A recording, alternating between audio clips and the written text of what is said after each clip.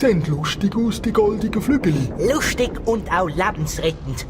Mein König hat schon immer gesagt, dass es ganz wichtig ist, die anzulegen beim Schwimmen und dass man auch nur ins Wasser gehen darf, wenn ein Erwachsener zuschauen und aufpassen tut. Ich komme jetzt ins Wasser und ihr passt auf mich auf. Und hopp! Ha! Und im Wasser ist er. Oh, sehr gut. Der Krakakli kann endlich wieder baden. Ja, da schwimmt er. Mit meinen Flügeln. Kakakli, wie ist da unten im Wasser? Schön ist es da!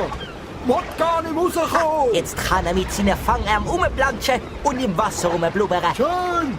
Danke, meine lieben Freunde! Oh, endlich sind wir das Monster los. Ich fühle mich gerade ein bisschen erleichtert.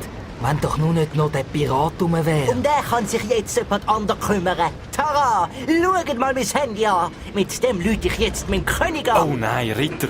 Wieso ist uns das nicht schon vorher in den Sinn gekommen?